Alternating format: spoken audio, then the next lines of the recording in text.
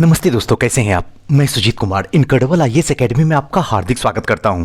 आज का वीडियो जो है एनसीईआरटी का महासंग्राम है और इस महासंग्राम में कक्षा 8 की चैप्टर नंबर 2 स्टार्ट करेंगे, जिसमें है व्यापार से साम्राज्य तक और फिर कंपनी की सत्ता स्थापित होती है। कहने का मतलब सीधा सा कि अंग्रेज सबसे पहले व्यापार करने के लिए आए थे, व्यापार करते करते साम्राज्य स्थापित कर दिए और उसके बाद फिर कंपनी जो है यहां सत्ता भी भारत में स्थापित कर दी। बस इसी के बारे में पढ़ना कि किस तरीके से अंग्रेज यहां पे व्यापार करने के लिए आते हैं, फिर किस तरीके से इनका साम्राज्य यहां पे बनता है और फिर किस तरीके से कंपनी की स्थापना कर देते हैं। बस इतना ही इसमें पढ़ना और बड़ी बेहतरीन और बड़ी बेस्ट चैप्टर है। इसको शुरू से लेकर अंत तक आपको देखना है। दोस्तों, एक छोटी सी कहानी है जो कि मैं आपको शेयर शुरू में ही करना चाहता हूं, जो आपको आपके लिए थोड़ा सा बहुत कुछ सोचने पे भी मजबूर करेगा और मजा भी आएगा।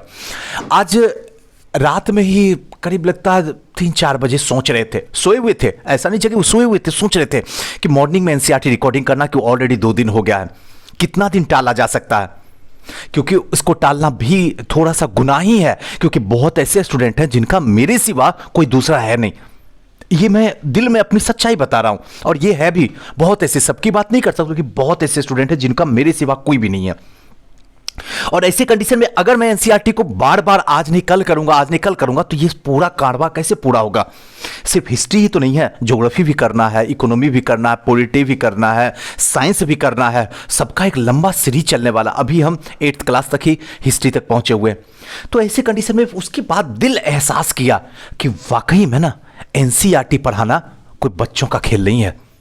ये दिल से आवाज निकल गई, सच में एनसीईआरटी पढ़ाना बहुत मुश्किल है। अब समझ में आता है कि सारे लोग क्यों कहते हैं एनसीईआरटी पढ़ो, एनसीईआरटी पढ़ो, कोई क्यों नहीं बताता है कि हाँ एनसीईआरटी मैं पढ़ा रहा हूं। अब समझ में आ रहा, पहले नहीं समझ में आता था, अब समझ में आ रहा। जैसे जैसे आगे बढ़ते जा रहा सिलसिला, वैसे वैसे समझ में आ रहा। प्रॉब्लम ये नहीं है कि दिक्कत होती, प्रॉब्लम ये होती है कि कंटिन्यू 1-1.5 घंटे तक लेक्चर देना और टेम्परेचर जो है 40-45 डिग्री है, सीना लगता है बाहर निकल जाएगा, सच्ची बता रहा हूं। लेकिन एक उम्मीद होती है कि नहीं, आपकी अगर लाइफ बेस्ट हो रही है इस 1 घंटे में, तो मेरा ये 1 घंटा सार्थक है। और कभी कभी इसलिए भी नहीं रिकॉर्डिंग करता हूं कि 45 डिग्री की टेम्परेचर, 1-1.25 घंटा बोलना कंटिन्यू रिकॉर्डिंग एक बार में करता हूं, ब्रेक कर करके नहीं करता हूं। ये बात हमेशा ध्यान रखिएगा। एक बार बैठता हूं और पूरी एनसीईआरटी समाप्त करता हूं, अच्छे तरीके से पूरी डीपली बताता हूं। तो ऐसे कंडीशन में आपसे उम्मीद मैं करता हूं कि प्लीज आप कमेंट कीजिए, क्या सीखे वो बताइए। थैंक यू प्रणाम करने की कोई जरूरत नहीं है, ये मेरी दुआ हमेशा आपके साथ में है, इसकी कोई जरूरत नहीं। बस ये बताइए कैसा लग रहा है, क्या चाहिए, क्या परिवर्तन और होना चाहिए, हमें बताइए। और साथ साथ में पीडीएफ जो है जरूर बना के, जो भी क्वेश्चन देता हूं उसको लिखिए, पीडीएफ बना के मेरे नंबर पे सेंड कीजिए। चलिए आते हैं, सबसे पहले जब भी हम पढ़ते हैं तो उसके पहले जो है हम क्वेश्चन को एक बार देख लेते हैं।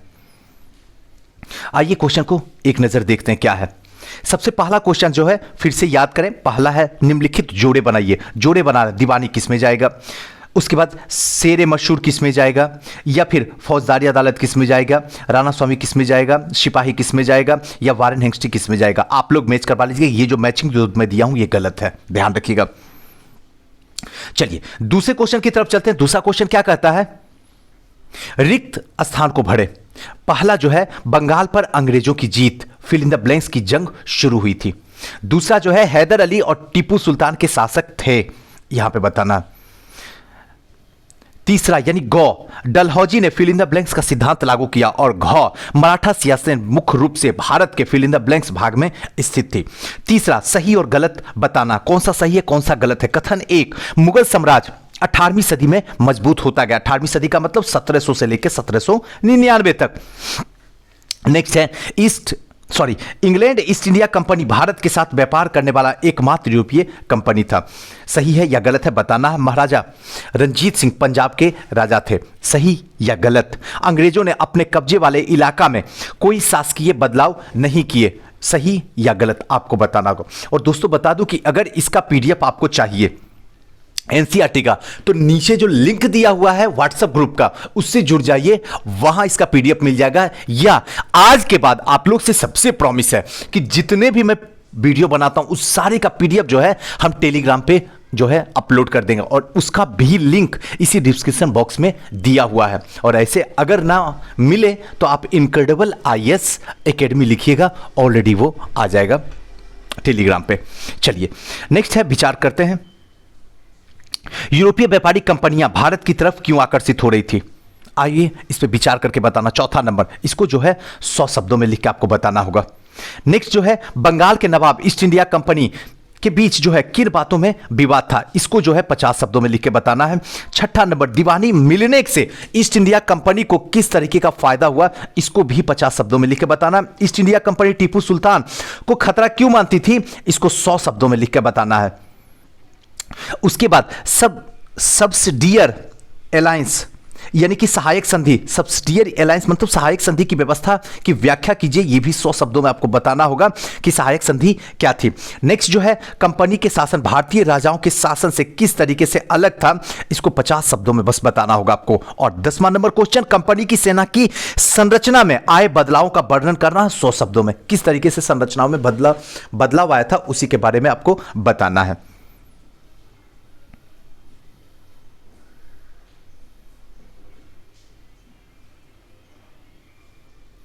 चलिए बस इतना ही आपको करना है, यही सफिशिएंट है, इतना ही कर लीजिए, बहुत है। आइए लौट के आते हैं, आज के चैप्टर पे शुरू करते हैं। क्या है कि व्यापार से साम्राज्य तक कंपनी की सत्ता स्थापित होती है, कैसे, आइए देखते हैं। मुगल बादशाह में जो भी मुगल बादशाह हुए उनमें से औरंगजेब आखिरी शक्तिशाली बादशाह थे। उन्होंने वर्तमान भारत के एक महत्वपूर्ण बड़े हिस्से पर नियंत्रण स्थापित कर लिया था। 1707 में जब उनकी मृत्यु हुई थी उसके बाद सारे मुगल सूबेदार और बड़े बड़े जमींदार अपनी ताकत दिखाने लगे थे। उन्होंने अपनी क्षेत्रीय रियासतें कायम कर ली थी। जैसे जैसे विभिन्न भागों में ताकतवर क्षेत्रीय रियासतें सामने आने लगी, दिल्ली अधिक दिनों तक प्रभावी केंद्र के रूप में नहीं रह सकी। कहने का मतलब जितने भी मुगल बादशाह हुए उनमें औरंगजेब जो है आखिरी शक्तिशाली बादशाह हुए। उसके बाद जैसे ही 1707 में औरंगजेब की मृत्यु थी, कई बार क्वेश्चन प्रीलिम्स में पूछा हुआ कि औरंगजेब की मृत्यु कब हुई है, तो 1707 याद रखिएगा। 1707 में जैसे ही आखिरी सांस औरंगजेब लेता है उसके बाद जितने भी क्षेत्रीय राजा होते हैं, जो भी ताकतवर क्षेत्रीय रियासतें होती हैं, वो सब सामने आना शुरू हो जाती है। सब लोग अपनी ताकत दिखाना शुरू कर देते हैं और फिर से दिल्ली अधिक दिनों तक प्रभावी केंद्र के रूप में नहीं रह जाती। औरंगजेब के जाने के बाद जो है दिल्ली सेंटर समाप्त हो जाता है। मुगल बादशाह उसके बाद जो भी होते जाते हैं, सबकी शक्ति धीरे धीरे कमी होना शुरू हो जाती है। 18वीं सदी के उत्तरार्ध तक जो है राजनीतिक क्षितिज पर अंग्रेजों के रूप में एक नई ताकत उभरने लगी थी। और क्या आप जानते हैं कि अंग्रेज पहले पहले एक छोटी सी व्यापारिक कंपनी के रूप में भारत आए थे और यहां तक कि इलाकों पर कब्जा में उनकी ज्यादा दिलचस्पी नहीं थी। तो फिर ऐसा कैसे हुआ कि एक दिन इस विशाल साम्राज्य के स्वामी बन बैठे, और इस अध्याय में आप देखेंगे कि यह कैसे हुआ। इसके बारे में एक सेकेंड,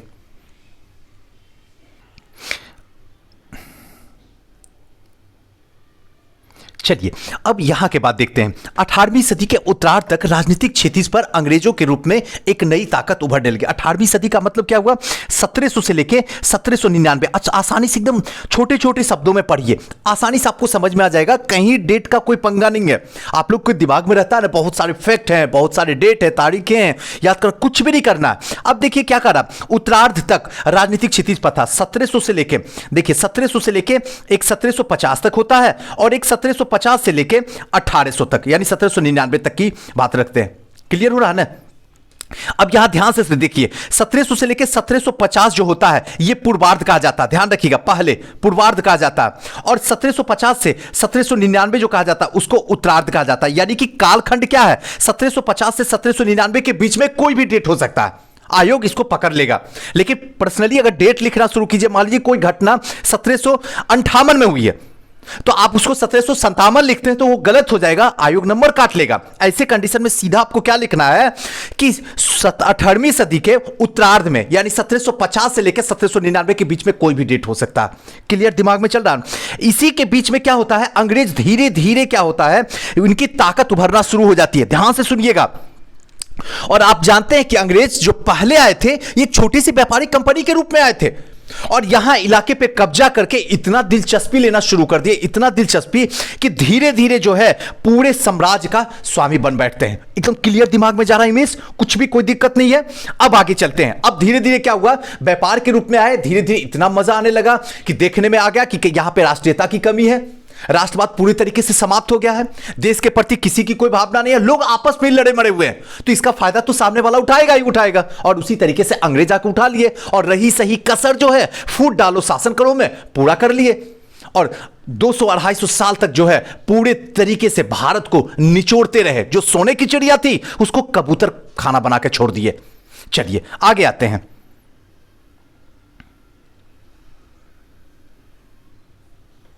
पूर्व में ईस्ट इंडिया कंपनी का आना। अब पूर्व में ईस्ट इंडिया कंपनी का आना, अब आ रहे हैं ईस्ट इंडिया कंपनी पे। ईस्ट इंडिया कंपनी आता कहां पे, यहां देखिए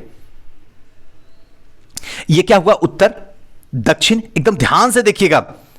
ये क्या हुआ, पूर्व, और ये हुआ पश्चिम। क्लियर हो गया, पश्चिम। अब देखिए पूर्व में ईस्ट इंडिया कंपनी का आना, यानी ये वाला क्षेत्र में ईस्ट इंडिया कंपनी का आना क्लियर हो रहा। आना 1600 के ईस्ट इंडिया कंपनी के इंग्लैंड के महारानी एलिजाबेथ प्रथम से चार्टर अर्थात इजाजतनामा हासिल कर लिया गया, और इससे कंपनी को पूरब से जो है व्यापार करने का जो है पूरे तरीके से क्या हो गया, मौका मिल गया। अब देखिए हम कहां की बात करें, ये वर्ल्ड का मैप है। वर्ल्ड के मैप में अगर इंडिया देखिएगा तो कौन से क्षेत्र में पड़ रहा, इस वाले क्षेत्र में पड़ रहा।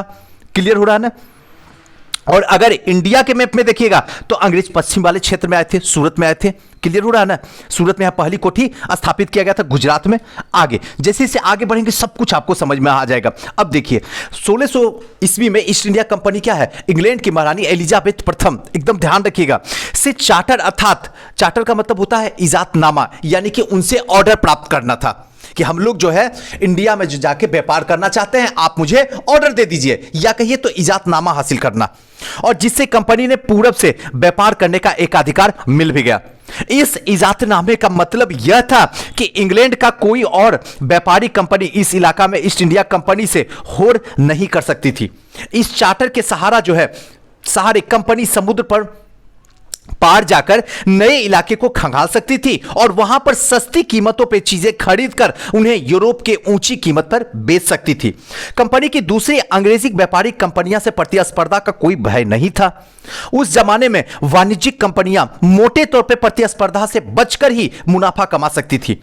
अगर कोई प्रतिस्पर्धा ना हो तभी चीजें सस्ती खरीदकर उन्हें ज्यादा कीमत पे बेचा जा सकता है। कहने का मतलब 1600 का टाइमिंग है। एकदम इमेज बनाइए कि अभी 21वीं सदी नहीं है बल्कि अभी जो है 17वीं सदी है। मानिए इमेज बनाइए, इस टाइम में है अंग्रेज लोग क्या है, महारानी एलिजाबेथ के पास चले गए क्योंकि वहां की महारानी है, वहां की वो एक तरीके से राजा है, वहां की एक तरीके से पीएम है। वो वहां जाके इजाजतनामा हासिल करती है कि मैं जो है पूरब की ओर जाके हम व्यापार करना चाहते हैं, और व्यापार की वहां इजाजत मिल भी जाती है, लेकिन एक शर्त होता है कि दूसरा कोई भी कंपनी जो है उस क्षेत्र में जा नहीं सकती व्यापार करने के लिए।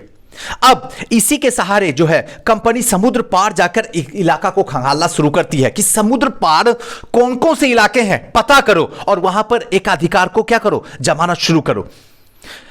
उसके बाद धीरे धीरे क्या होता है, व्यापार वाणिज्य शुरू हो जाता है, वहां से सस्ती चीजें खरीदी जाती है और दूसरी जगह जो है यानी कहा जाए तो किसी दूसरे कंट्री से सस्ती चीजें खरीदी जाती थी और यूरोप में जो है महंगी दामों पे बेची जाती थी। बस यही है। अब आगे आते हैं। लेकिन ये शाही दस्तावेज दूसरे यूरोपीय ताकतों को पूरब के बाजार आने से नहीं रोक सकती थी।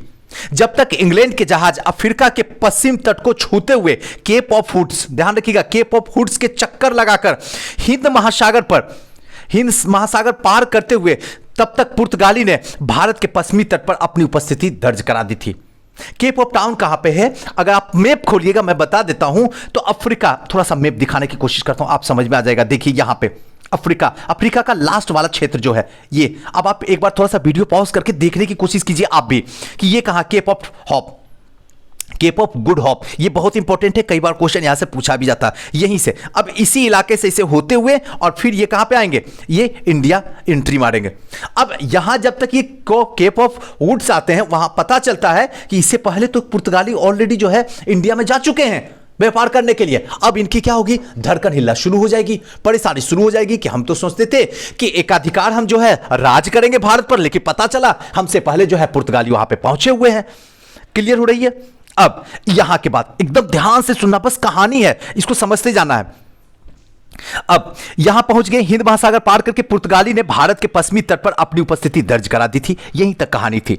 वे गोवा में अपना ठिकाना बना चुके थे। अब ये जो है गोवा में अपना ठिकाना बना चुके थे। जिनको नहीं पता है गोवा कहां है, एक बार प्लीज वीडियो पॉज कीजिए और मैप में देख लीजिए गोवा बना लिए। पुर्तगाली की खोजी यात्री वास्को डिगामा ने 1498 में पहली बार भारत पहुंचने के इस समुद्री मार्ग का पता लगाया था। यानी सबसे पहले भारत का पता किसने लगाया था? तो वास्को डिगामा। यहीं से कब? तो 1498 में। ध्यान रखिएगा कहां का था? तो पुर्तगाल का था। क्लियर हो रहा है ना? कोई प्रॉब्लम तो नहीं है ना? एकदम इसी तरीके से छोटी छोटी बातों को पकड़िएगा, यहीं से हर बार क्वेश्चन पूछा जाता है। अब 17वीं शताब्दी की शुरुआत तक, यानी 17वीं शताब्दी का शुरुआत मतलब क्या हुआ? 1800 के स्टार्टिंग से शुरू से हुए, 1800 से 1850 के बीच का स्टार्टिंग टाइम शुरू हो गया है। सॉरी, डच भी हिंद महासागर में व्यापार करने की जो है संभावनाएं तलाशने शुरू कर दिया। अब जो है डच भी इसी टाइम में जो है हिंद महासागर में अपनी व्यापारी तलाशना शुरू कर दिया, व्यापार की तलाश करना शुरू कर देते हैं। कुछ ही समय बाद फ्रांसीसी व्यापारी भी सामने आ जाते हैं। उसके बाद धीरे धीरे क्या होता है? फ्रांसीसी भी आ जाते हैं। अब तक तो पहले पुर्तगाली थे, पुर्तगाली के बाद में कौन आ गए? ध्यान से सुनिएगा। पुर्तगाली के बाद अंग्रेज आ गए, अंग्रेज के बाद कुछ ही समय के बाद डच आ जाते हैं, डच को देखते देखते फ्रांस भी आ जाते हैं। एकदम कॉन्सेप्ट क्लियर है ना? आ गए हैं। समस्या यह थी कि सारी कंपनियां एक जैसी ही खरीदना चाहती थी। यूरोप के बाजार में भारत के बने बारीकी सूती कपड़े जो हो गए, ध्यान से सुनिएगा, सूती कपड़े हो गए। रेशम के जबरदस्त मांग थी यूरोप में, सूती कपड़े और रेशम का जो है जबरदस्त यूरोप में मांग थी। इसके अलावा काली मिर्च, लौंग, इलायची, दालचीनी का भी जबरदस्त मांग था। यूरोपीय कंपनियों के बीच इस बढ़ती प्रतिस्पर्धा ने भारतीय बाजार में इन चीजों की कीमत बढ़ना शुरू हो गई। जब प्रतिस्पर्धा बढ़ना शुरू हो जाएगी, मान लीजिए कि हमारे पास में जो है 5 पेन है और खरीदने वाले 50 लोग हैं, तो उस पेन की कीमत बढ़ाएंगे या घटाएंगे? इमेज बनाइए। जाहिर सी बात है सर, बढ़ा देंगे। 5 रुपए की पेन है, 50 रुपए कर देंगे, फिर भी खरीद लेंगे, क्योंकि खरीदने वाले 50 हैं और चीजें 5 है तो चीजें बढ़ेगी। और हमारे पास चीजें 50 है, खरीदने वाले 1 हैं, तो चीजें की कीमत घटना शुरू हो जाएगी, वस्तु की कीमत। क्लियर हो रहा है ना? ये इकोनॉमी का पार्ट है। चलिए, जबरदस्त मांग रहती है यूरोपीय कंपनियों के बीच। इस बढ़ती प्रतिस्पर्धा में जो है भारतीय बाजार की चीजें जो है कीमतें बढ़ने लगी है और इनसे जो मिलने वाला मुनाफा है वो गिरने लगा है। और इन सब व्यापारिक कंपनियों के फलने फूलने से यही एक रास्ता था कि वो अपने प्रतिस्पर्धा कंपनियों को खत्म कर दे। लिहाजा बाजार पर कब्जे करके इस होड़ से व्यापारी कंपनियों के बीच लड़ाई की शुरुआत कर दी। 17वीं और 18वीं सदी में जब भी मौका मिलता था, कोई भी कंपनी किसी दूसरे कंपनी के जहाज को डुबो देती थी, रास्ते में रुकावट खड़ी कर देती थी, माल से लदे हुए जहाज को आगे जाने नहीं देती थी। कहने का मतलब यहां आपको समझा देते हैं, आज भी आज के परिवेश में भी 21वीं सदी में यही देखिएगा कि अगर आपका पड़ोसी डेवलप कर रहा है, ध्यान रखिए, या सॉरी आपका पड़ोसी नहीं, आप डेवलप कर रहे हैं, तो आपका पड़ोसी चाहेगा, सबसे पहले तो कोशिश करेगा कि यार इससे तो हम आगे नहीं बढ़ सकते, चलो इसको गिराने की तरह तरह का चाल चलते हैं। सबसे पहला चाल वो चलेगा बदनामी का, दूसरा चाल चलेगा किसी दूसरे के थ्रू आपको परेशान करने का, और इसका सीधा साक्षात जो है अगर बानकी देखा जाए तो सुशांत सिंह राजपूत, यहां जरूर मैं उनका कोटेशन करना चाहूंगा कि अगर उनके साथ में कुछ हुआ तो यही हुआ। इतने अच्छे एक्टर जिनका बैकग्राउंड कुछ भी नहीं, एक सिंपल परिवार से आया हुआ और बॉलीवुड में धूम मचा दिया, और जो भी नेपोटिज्म थे, जो भी एक्टर के बेटे थे, डायरेक्टर के बेटे थे या बेटियां थी, उन सबको यह बर्दाश्त नहीं हो रही थी और लिहाजा लास्टली क्या हुआ, वो भगवान के प्यारे हो गए। खैर, कहानी जो भी रहे आप लोग भी जानते, कहने का मतलब नहीं, सेम कंडीशन यहां भी है।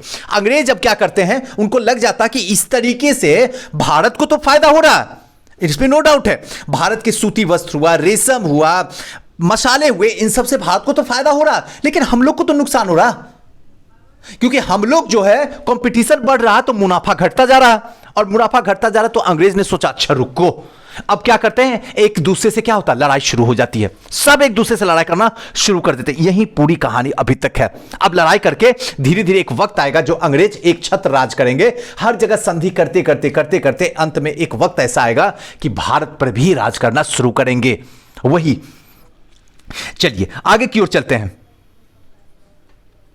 अब क्या होता है, धीरे धीरे रोकना शुरू होती है। यह व्यापार हथियार की मदद से चलता रहता है और व्यापारिक चौकी किलेबंदी के जरिए सुरक्षित रखा जाता है। ये सब तो वही चीज हुआ। आते हैं ईस्ट इंडिया कंपनी बंगाल में व्यापार शुरू करती है। अब जो है ईस्ट इंडिया कंपनी कहां शुरू करती है व्यापार, तो बंगाल में। एक बात मैं आपको यहीं पे बता दूं और अच्छी तरीके से एकदम ध्यान से सुनिएगा, समय लगे तो लगे, इस एनसीईआरटी को नजरअंदाज मत कीजिए। अगर नजरअंदाज कीजिएगा तो यकीन में से मैं कह सकता हूं, आपको लिख के दे सकता हूं कि प्रीलिम्स तो छोड़ दीजिए, सॉरी इंटरव्यू तो छोड़ दीजिए, मेंस तो छोड़ दीजिए, प्रीलिम्स भी पास करना दुश्वार है। और अगर इसको अच्छे से कर लीजिएगा तो आसानी से इंटरव्यू तक का रास्ता आपका क्लियर कर देगा।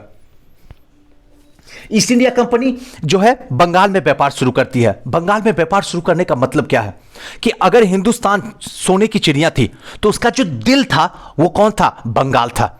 ध्यान रखिएगा, हिंदुस्तान पूरे सोने की चिड़िया है और उसमें जो दिल है, हार्ट है, वो बंगाल है। और इस बात को लोग जानते थे कि किसी भी हालात में जो है दिल को पकड़ो, अगर दिल को पकड़ोगे तो पूरे हिंदुस्तान पे एक छत राज कर लोगे। और वही क्या किया ईस्ट इंडिया कंपनी ने किया। पहली ईस्ट इंडिया फैक्ट्री 1651 में, ध्यान रखिएगा 1651 में हुगली नदी के किनारे शुरू हुई। कंपनी के व्यापारी यहीं से अपना काम चलाते थे। इन व्यापारियों को उस जमाने में फैक्टर कहा जाता था। ये जो व्यापारी थे उस जमाने में इन्हें फैक्टर कहा जाता था। ध्यान रखिएगा, इस फैक्ट्री में वेयर हाउस था जहां निर्यात होने वाली चीजें को जमा किया जाता था। एक होता है आयात और एक होता है निर्यात। आयात मतलब क्या हुआ, आना, यानी किसी भी जगह से क्या हुआ, आ रहा है। और निर्यात मतलब क्या हुआ कि जा रहा है एक जगह से, एक आ रहा है मतलब आयात हो रहा है, और निर्यात मतलब जा रहा है दूसरे, अपने देश से दूसरी जगह पर चला। और यहां पे क्या हो रहा है, ये चीज मैं बताऊं, निर्यात होना यानी कि दूसरे जगह से क्या हो रहा है, जा रहा है, जमा किया जाता था। और यही उसके दफ्तर थे, वहीं उसके दफ्तर थे और अपनी कंपनी के अफसर बैठे थे। जैसे जैसे व्यापार फैला, कंपनी के सौदागरों और व्यापारियों को फैक्ट्रियों के आसपास आकर बसने लगे और प्रेरित किया। 1696 में, अब आता 1696 का टाइम, 1651 में हुगली के पास में जो किनारे जो है फैक्ट्री की शुरुआत की गई और फैक्ट्री को फैक्टर कहा जाता था। उस जमाने में व्यापारियों को जो है फैक्टर कहा जाता था। अब 1696 आता, 1696 में कंपनी ने इस आबादी के चारों तरफ किला बनाना शुरू कर दिया। अब यह कंपनी के इस आबादी के चारों ओर क्या किया, किला बनाना शुरू कर दिया। एकदम ध्यान से सुनिएगा। 2 साल के बाद उसने मुगल अफसरों के रिश्वत देकर 3 गांव की जमींदारी खरीद ली। 2 साल में ही रिश्वत दे दी गई, किसको, मुगल के अफसरों को, और रिश्वत देकर 3 गांव जो है जमींदारी खरीद ली। इसमें एक गांव जो था कालिकाता था, जो कि कोलकाता हुआ और बाद में कलकत्ता बना। अब इसे कोलकाता कहा जाता। इस टाइम में कंपनी ने मुगल सम्राट औरंगजेब को इस बात के लिए भी तैयार कर लिया कि वह कंपनी को बिना शुल्क चुकाए व्यापार करने का फरमान जारी कर दे। और यह भी कहा गया कि वो कंपनी को बिना शुल्क मतलब चुकाए फरमान जारी कर दे, ऐसा कहा जा रहा था। जब देखिए कि किस तरीके से चाल रचा जा रहा। अब इसी को जो है आप किसी दूसरे बुक में पढ़ रहे हैं, आप पहले बेसिक क्लियर कर लीजिए, उसके बाद देखिए पढ़ने में कितना मजा आएगा आपको। क्लियर हो गया। अब धीरे धीरे आगे की ओर चलते हैं। आगे क्या कर रहा है, कंपनी फरमान जारी कर दिया गया। अब कंपनी ज्यादा से ज्यादा रियासतें हासिल करने और पहले से मौजूद अधिकार को ज्यादा से ज्यादा फायदा उठाने लग गई। अब पहले से ज्यादा जो मौजूद अधिकार था उसका ज्यादा फायदा उठाना कंपनी शुरू कर देती है। उदाहरण के लिए औरंगजेब के फरमान से केवल कंपनियां ही शुल्क मुक्त व्यापार का अधिकार मिला था। कंपनी के जो अफसर निजी तौर पर व्यापार चलाते थे, उन्हें यह छूट नहीं थी। सिर्फ कंपनियों की थी, कंपनी के अफसर को यह छूट नहीं थी, लेकिन उन्होंने भी शुल्क चुकाने से इनकार कर दिया। अब इन्होंने यह भी कह दिया अफसर कि मैं भी शुल्क नहीं दूंगा। इससे बंगाल में राजस्व वसूली बहुत कम हो गया और बंगाल में राजस्व की वसूली कम होने लग गया। ऐसे में भला बंगाल के नवाब जो थे मुर्शिद कुली खां ने विरोध क्यों न करते, और ऐसी कंडीशन में उस टाइम में बंगाल के जो नवाब थे मुर्शिद कुली खां, वो विरोध क्यों न करते। आपको स्टार्टिंग में ही पिछले चैप्टर में ही बता दिया था मुर्शिद कुली खान के बारे में, याद कीजिए। अब यहां के बाद आगे यही देखिए उस टाइम का बंगाल है। 1 मिनट देख लीजिए। हुगली नदी के किनारे कंपनी इनके स्थापित हो गई। अब चारों ओर जो है बाउंड्री देना शुरू कर देते हैं। अब रॉबर्ट क्लाइव को देखते हैं। व्यापार से युद्धों तक 18वीं सदी की शुरुआत में कंपनी और बंगाल के नवाबों का टकराव काफी बढ़ गया। कंपनी और बंगाल के जो नवाब थे उन दोनों के बीच में क्या हुआ, टकराव बढ़ना शुरू हो गए। अब औरंगजेब की मृत्यु के बाद बंगाल के नवाब अपनी ताकत दिखाने लगे। जैसे औरंगजेब की मृत्यु होती है उसके बाद बंगाल के नवाब जो है अपनी ताकत दिखाना शुरू करते हैं और उसी समय दूसरी क्षेत्रीय ताकत स्थिति भी ऐसे ही थी। मुर्शिद कुली खां के बाद अली वर्दी खां और उसके बाद सिराजुद्दौला, ध्यान रखिएगा सिराजुद्दौला बंगाल के नवाब बनते। सिराजुद्दौला की चर्चा कहां पे होगी? जब हम पलासी का युद्ध पढ़ेंगे उस समय सिराजुद्दौला की चर्चा करेंगे। ये सभी शक्तिशाली शासक थे। इन्होंने कंपनी की रियायतें देने में मना कर दिया था और कंपनी को जो किसी भी तरीके की रियायत जो है देना मना कर दिया, चाहे सिराजुद्दौला हो, अलवर्दी खान हो या मुर्शिद कुली खान हो, ये सब ने सब कंपनी को रियायतें देना बंद कर देते हैं। सॉरी, व्यापार का अधिकार देने के बदले जो है कंपनी से नजराना मांगे। व्यापार का अधिकार नहीं दे रहे थे लेकिन कंपनी से नजराना मांगना शुरू कर दिए और उसे सिक्का ढालने का अधिकार नहीं दिया और यह भी कहा कि आप सिक्का नहीं ढाल सकते हैं और उसकी किलाबंदी को बढ़ाने से रोक दिया गया। कंपनी पर धोखाधड़ी का आरोप लगाते हुए उन्हें दलील दी कि उनकी वजह से बंगाल सरकार के राजस्व की वसूली में कमी होती जा रही है और नवाबों की ताकत कमजोर पड़ रही है। कंपनी टैक्स चुकाने के लिए तैयार नहीं थी और इसके अफसर ने अपमानजनक चिट्ठियां लिखी और नवाब ने इसके अधिकारियों को अपमानित करने का प्रयास किया। कहने का मतलब धीरे धीरे व्यापार से युद्ध की तरफ कन्वर्ट हो गया। अंग्रेज आए थे व्यापार करने के लिए, व्यापार भी करना शुरू कर दिए, एक तरीके से एकाधिकार भी स्थापित कर लेते बंगाल में। लेकिन धीरे धीरे वहां पे चाहे आप मुर्शिद कुली खान की ले लीजिए, बात कर लीजिए, अलवर्दी खान की ले लीजिए या सिराजुद्दौला की बात कर लीजिए, अब धीरे धीरे कंपनी को जो रियायतें दी जा रही थी उसको रोक दिया गया। और रोकने के पीछे वजह क्या बताया कि अब जो है राजस्व की जो है कमियां होना शुरू हो गई बंगाल में, इसलिए इसके जिम्मेदार जो है ये कंपनी है और कंपनी पे है हर तरीके का जो है एक तरीके से रोकने का प्रयास किया जाता है, कंपनी की ताकत को छीन करने की कोशिश किया जाता है और इसके बदले में कंपनी टैक्स चुकाने को तैयार नहीं होती। इतना करने के बाद भी कंपनी भी ढीठ है, कंपनी भी करे मैं किसी भी हालत में टैक्स ना चुकाऊंगा और उसके अफसर जो है अपमानजनक चिट्ठियां लिख के क्या करते हैं, नवाब को भेजते हैं और नवाब और उनके अधिकारियों को अपमानित करने का प्रयास किया जाता है। नवाब को भी और उनके जो अधिकारी हैं उसको अपमानित करने की कोशिश किया जाता है। क्या अब छोड़ेंगे नवाब इन्हें? सोचिए। लेकिन आगे क्या होता आगे देखते हैं। अब क्या होता, कंपनी का कहना था कि स्थानीय अधिकारियों की बेतुकी मांगों से कंपनी का व्यापार जो है तबाह हो रहा है। व्यापार तभी फल फूल सकता है जब सरकार शुल्क हटा ले। कंपनी को इस बात का भी यकीन था कि अपना व्यापार फैलाने के लिए उसे अपनी आबादी बढ़ानी होगी, गांव खरीदने होंगे, किलों का पुनर्निर्माण करना होगा और ये टकराव दिनों दिन गंभीर होते गए और अंततः इन टकरावों की परिणति पलासी के प्रसिद्ध युद्ध के रूप में हुई। अब देखिए पूरी तरीके से कंसेप्ट समझ में आ रहा है। अब जब बड़े बड़े ऑथेंटिक बुक पढ़िएगा तो सीधे पलासी का युद्ध में ले जाएगा।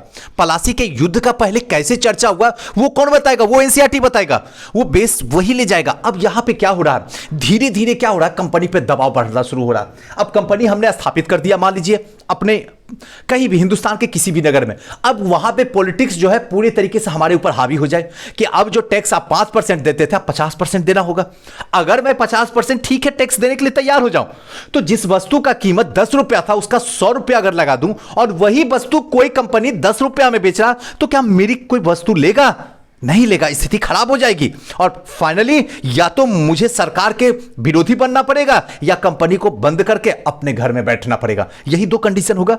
आपके साथ भी इमेज बना रहे होंगे, सेम कंडीशन यहां भी हुआ कि अब जो है अंग्रेज सोच लिए कि नवाब ऐसे वैसे नहीं मारने वाला, इसको मारने के लिए जो है एक झटका देना होगा, एक युद्ध करना होगा और यही आगे जाके ये भड़ास कब निकलता है तो पलासी के युद्ध में परिवर्तन हो जाता है। युद्ध तो पहले से ही हो रहा है, जितने भी आए, चाहे अलवर्दी खान आए, चाहे मुर्शिद कुली खान आए या फिर सिराजुद्दौला आए, इन सबके सब जो है कहीं ना कहीं जो है अंग्रेजों पे दबाव बनाते जा रहे थे और अंग्रेज जो है उसकी इस तरीके से उबाल निकल रहा था कि किसी न किसी तरीके से कोई ना कोई रास्ता निकाला जाए, या तो इन्हें समझाया जाए या तो फिर इनसे युद्ध किया जाए और फाइनली पलासी के युद्ध में परिवर्तित होता है।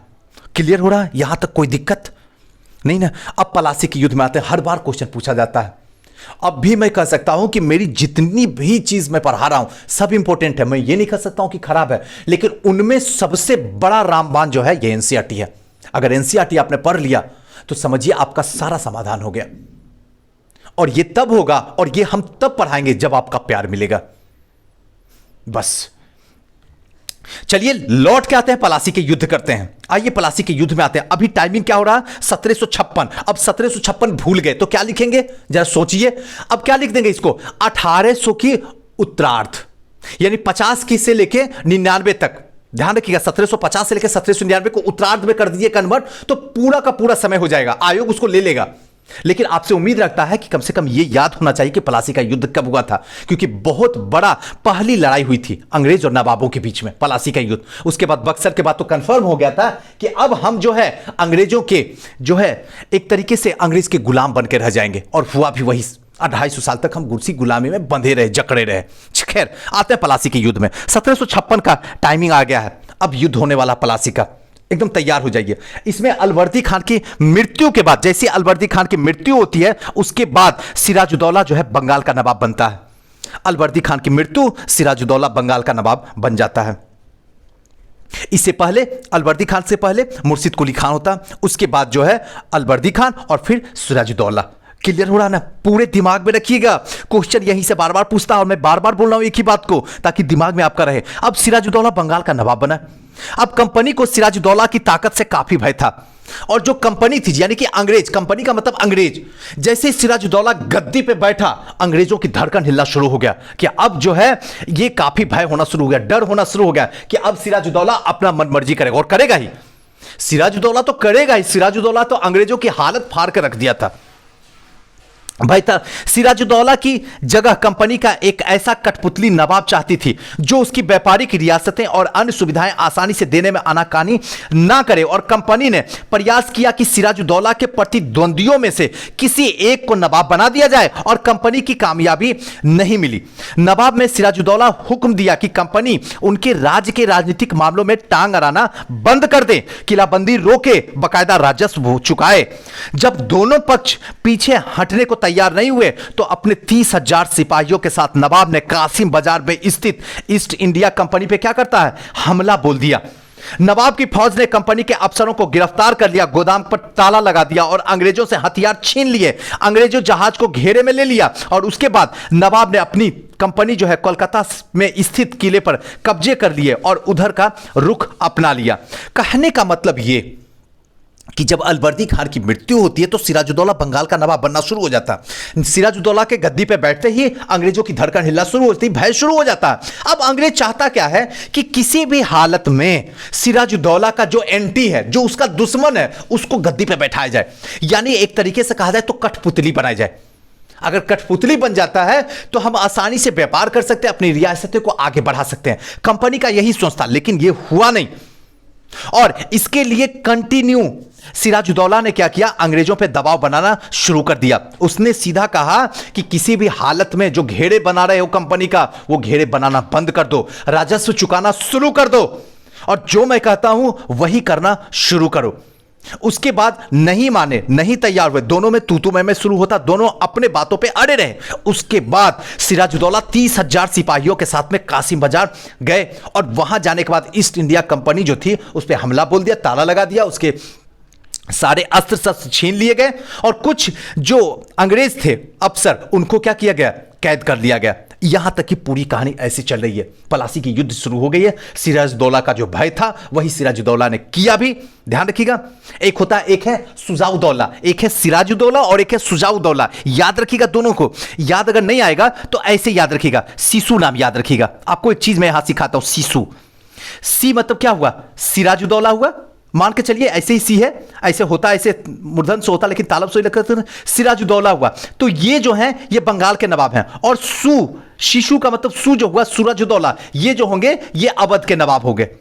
क्लियर है ना, ये अवध के नवाब होंगे। और इनका काम कहां पे होगा, तो जब हम करेंगे बक्सर का युद्ध, बक्सर के युद्ध में इनकी काम आएगा। लेकिन अभी बस ध्यान रखना है सिराजुद्दौला और सुजाउद्दौला, ताकि अभी ही आपको समझ में आ जाए। क्लियर हो गया। अब आगे की ओर आते हैं।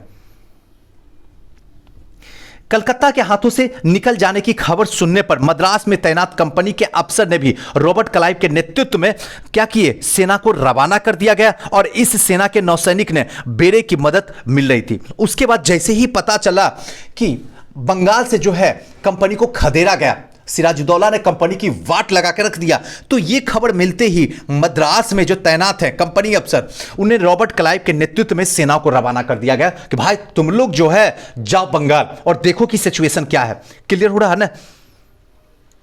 अब चलते हैं, नवाब के साथ लंबे समय तक सौदेबाजी चली। अब नवाब के साथ में जो है, अब लड़ तो सकते नहीं है क्योंकि पता है कि पानी में रह के मगर से बैर कैसे कर सकते हैं, पहले मगर से ताकतवर तो हो जाए तब तो मगर को तोड़ेंगे। तो वही कंपनी जो है वो भी यही चाल चली। अब ये क्या किया, लंबे दौर तक सौदेबाजी चलना शुरू हुआ। आखिरकार 1757 में रॉबर्ट क्लाइव ने पलासी के मैदान में सिराजुद्दौला के खिलाफ जो है कंपनी की सेना नेतृत्व कर दिया। और आखिरकार 1757 में, यानी कि 1857 से 100 साल पहले, ध्यान रखिएगा 1857 की जो क्रांति हुई वो भी पढ़ेंगे, लेकिन उससे 100 साल पहले 1757 में पलासी का युद्ध हुआ था। अगर आप भूलते हैं तो 1857 की क्रांति तो याद ही है आपको, क्लियर है, तो उसके 100 साल पहले कर दीजिए ना। वही पलासी का युद्ध होगा 1757 में। रॉबर्ट क्लाइव क्या करता, पलासी के मैदान में सिराजुद्दौला के खिलाफ कंपनी की सेना नेतृत्व करता है। नवाब सिराजुद्दौला की हार का एक बड़ा कारण होता है उसका सेनापति जो होता है मीर जाफर, उसकी कारगुजारी थी। मीर जाफर को इन्होंने क्या किया, उसकी सेनापति जो था उसको क्या किया, अंग्रेजों ने मिला लिया अपनी ओर। बहुत लंबी कहानी और बड़ी इंटरेस्टिंग है, बस सुनते जाइएगा। अब क्या कारगुजारी कर ली, मीर जाफर की टुकड़ियों में इस युद्ध का हिस्सा नहीं लिया और रॉबर्ट क्लाइव ने यह कहकर अपने साथी को मिला लिया कि सिराजुद्दौला को हटाकर मारकर जो है मीर जाफर को नवाब बना दिया। और रॉबर्ट क्लाइव ने यह बताया कि मीर जाफर, अगर सिराजुद्दौला को तुम साथ नहीं दोगे, तुम सपोर्ट नहीं करोगे, तो सिराजुद्दौला को हम लोग मार देंगे और तुमको नवाब बना देंगे। और हुआ भी वही। सेनापति था लेकिन साथ नहीं दे पाया, टुकड़ियों से अलग हो गया, युद्ध करने ही नहीं गया, और इस दगेबाजी की वजह से जो है सिराजुद्दौला मारा जाता है। सिराजुद्दौला की हार हो जाती है और यहां के बाद जो है मीर जाफर को राजगद्दी मिल भी जाती है। थोड़ा सा सिराजुद्दौला को देख लेते, यही है सिराजुद्दौला, देख लीजिए। चलिए, और यहां पे जो है कंपनी बैठकर जो है अपने तरीके से समझौता कर रही है।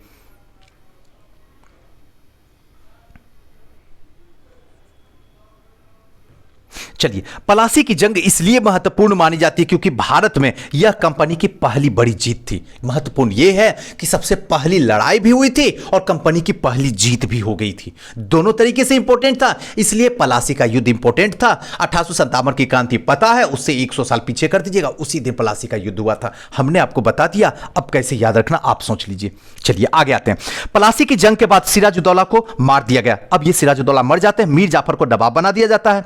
कंपनी अभी भी शासन की जिम्मेदारी संभालने को तैयार नहीं थी। कंपनी भी अभी भी शासन की जिम्मेदारी जो है संभालने के लिए तैयार नहीं थी कि ये नहीं कि सिराजुद्दौला को मार दिया तो अब बंगाल का नवाब हम बन जाते हैं। कंपनी ये नहीं किया। कंपनी, यही तो थी कंपनी की चालबाजी, जो कि लंबे समय तक, इसीलिए हमें जो है कंपनी का जो किसी तरीके से उपनिवेश हम बने रहे, यही चाल रहा। अब करता क्या है, इसकी चाल को पकड़िए। संभालने को तैयार नहीं, उसका मूल उद्देश्य था कि व्यापार को फैलाना था। इसका पहला उद्देश्य था कि व्यापार को फैलाना है। अगर यह काम स्थानीय शासनों की मदद से बिना लड़ाई लड़े ही किया जा सकता था तो किसी भी राज्य को सीधे अपने कब्जे में लेने की क्या जरूरत थी। जल्द ही कंपनी को एहसास होने लग गया कि यह रास्ता भी आसान नहीं है। कठपुतली नवाब को हमेशा कंपनी के इशारे पर ही नहीं चलते थे। आखिरकार उन्हें यह प्रजा की नजर में सम्मान और संप्रभुता का दिखावा करना पड़ता था और प्रजा की नजर में सम्मान दिया जाता था कि नहीं, आप ही के क्षेत्र के, आप ही के लोग जो है नवाब बने हुए हैं। मीर कासिम, ध्यान रखिएगा, मीर जाफर और मीर कासिम में क्या अंतर है वो चीज आपको बताते। दोनों की दोनों, मीर जाफर जो है, ध्यान रखिएगा, मीर जाफर जो है वो दामाद है और मीर जाफर जो है वो ससुर है और मीर कासिम जो है वो क्या है, दामाद है। अब यही है, जो मीर जाफर है वो क्या, उसको सत्ता पे बैठा दिया जाता है। सत्ता पे बैठा दिया, जैसे जिस तरीके से किया जाता है वो करता। और मीर जाफर कौन है, ये वही मीर जाफर है जो सिराजुद्दौला का सेनापति था, जिसने दगेबाजी किया था, मीर जाफर, और आगे जाके इसे सत्ता दे दिया था। तो फिर कंपनी क्या करती, मीर जाफर कंपनी का विरोध किया। मीर जाफर क्या किया, एक बार कंपनी का विरोध करता है तो उसे हटाकर मीर कासिम को नवाब बना दिया था। मीर कासिम कौन, अभी जस्ट मैं ऊपर बताया हूं, मीर कासिम जो है वो मीर जाफर का क्या है, दामाद है। दामाद को बैठा दिया गया। जब मीर कासिम परेशान करने लगा तो बक्सर की लड़ाई 1764 में शुरू हो गई। अब याद रखिएगा, कई बार क्वेश्चन पूछा जाता है बक्सर की लड़ाई कब हुई, तो 1764 में। उसके बाद उसको भी हराना पड़ गया, उसे बंगाल से बाहर कर दिया गया और मीर जाफर को दोबारा फिर से नवाब बना दिया गया। अब नवाब हर महीने 5 लाख रुपए कंपनी को चुकाते थे। अब नवाब जो है, नवाब हर महीने 5 लाख रुपए, उस जमाने में, ये कब की बात कर रहा हूं, 1764 की बात कर रहा हूं। यानी कि 18वीं सदी के उत्तरार्ध की बात कर रहा हूं। उस टाइम में 5 लाख रुपए हर महीने चुकाने पड़ते थे। कंपनी अपनी सैनिक खर्चे का निपटारा करती थी, व्यापारिक जरूरतों की खर्चा पूरा करती थी और यह पैसा चाहती थी किससे, तो नवाबों से चाहती थी। कंपनी और ज्यादा इलाका और ज्यादा कमाई करना चाहती थी। 1765 में जब मीर जाफर की मृत्यु हुई, उसके बाद मीर जाफर की मृत्यु हो जाती है। मीर कासिम को तो भगा ही दिया जाता है, मीर जाफर की भी मृत्यु हो जाती है। तब कंपनी के इरादे बदल चुके थे। कठपुतली नवाबों के साथ उसने खराब अनुभव को देखते हुए क्लाइव ने ऐलान किया कि अब हम खुद ही नवाब बनना पड़ेगा। अब क्लाइव ने डिसाइड कर लिया, अब एकदम कहानी मोड़ आ गई है, ध्यान से सुनिएगा। अब क्लाइव डिसाइड कर लेता है मैं खुद ही नवाब बनूंगा। आखिरकार 1765 में मुगल सम्राट ने कंपनी को ही बंगाल प्रांत का दीवान मुक्त कर दिया। दीवानी मिलने के कारण कंपनी बंगाल के विशाल साम्राज्य के संसाधन पर नियंत्रण मिल गया था और इस तरह कंपनी का एक पुरानी समस्या हल हो गया था। 18वीं सदी की शुरुआत मतलब 1900 से शुरू हो गई है कहानी। अब 1900 से शुरुआत हो चुकी है। भारत के साथ उसका व्यापार जो है बढ़ता जा रहा था, लेकिन उस भारत के ज्यादातर चीजें ब्रिटेन से लाए जा रहे थे। सोने चांदी बदले में खरीदनी पड़ती थी। इसकी वजह यह थी कि उस समय ब्रिटेन के पास में भारत में बेचने के लिए कोई भी चीज नहीं थी। पलासी की जंग के बाद ब्रिटेन से सोने की निकासी कम होने लगी थी। जैसे पलासी की जंग शुरू हुई, उसके बाद ब्रिटेन से सोने की निकासी, सोने का आना कम होना शुरू हो गया और बंगाल की दीवानी मिलने के बाद ब्रिटेन से सोना लाने की जरूरत ही नहीं रही। उसके बाद जैसे ही बंगाल का मिल गई दीवानी, उसके बाद तो सोना लाने की जरूरत ही कभी नहीं पड़ी थी। अब भारत से होने वाले आमदनी के सहारा ही कंपनी अपने खर्चे चला रही थी। अब भारत से ही आमदनी हो रही थी, भारत में ही कंपनी अपने खर्चे चलाई जा रही थी और इस कमाई से कंपनी भारत में सूती रेशमी कपड़े खरीद सकती थी, अपनी फौज को संभाल सकती थी और कलकत्ता में किले और दफ्तर का निर्माण की लागत उठा सकती थी। अब इतना स्ट्रांग हो गई कि अब जो है सोने चांदी को जो है ब्रिटेन से लाने की कोई जरूरत नहीं है। अब अपना खर्चा आसानी से, जब से बंगाल के दीवानी मिल गई, अब आसानी से उठा सकते थे। अब यहीं पे जो है कंपनी अपने खर्चा चलाना शुरू कर दी। अब रेशमी कपड़ा सूती वक्त खरीद सकती थी, इतनी पैसा हो चुकी थी। अब फौज को भी संभाल सकती थी, कलकत्ता में किले दफ्तर निर्माण करने की लागत भी अब उठाना शुरू कर सकती थी, क्योंकि अब इन्हें बंगाल की दीवानी मिल चुकी थी। यहां तक कोई दिक्कत, किसी को कोई समस्या तो बताइए। चलिए, अब कंपनी अफसर नवबम बन बैठे। ये क्या है, इसको समझते हैं। नवाब बनने का क्या मतलब था? इसका एक मतलब यही था कि कंपनी के पास अब सत्ता और ताकत थी, लेकिन इसके पीछे और भी फायदे थी। कंपनी हर कर्मचारी नवाबों को जिस तरीके से जीने के ख्वाब दिखाने लगा था, पलासी के युद्ध के बाद बंगाल में असली नवाबों को इस बात के लिए बाध्य कर दिया गया था। अब क्या करता, पलासी युद्ध के बाद बंगाल के असली नवाबों को इस बात के लिए बाध्य कर दिया गया कि वे कंपनी के अफसर के निजी तोहफे के तौर पर जमीन और बहुत सारा पैसा दें। खुद रॉबर्ट क्लाइव ने भी भारत में बेहिसाब दौलत जमा कर ली थी। रॉबर्ट क्लाइव भी जो है भारत में बेहिसाब दौलत जमा कर ली थी। और 1743, ध्यान रखिएगा, 1743 में जब वह इंग्लैंड से मद्रास, ध्यान रखिएगा, इंग्लैंड से मद्रास आया था तो उसकी उम्र 18 साल थी।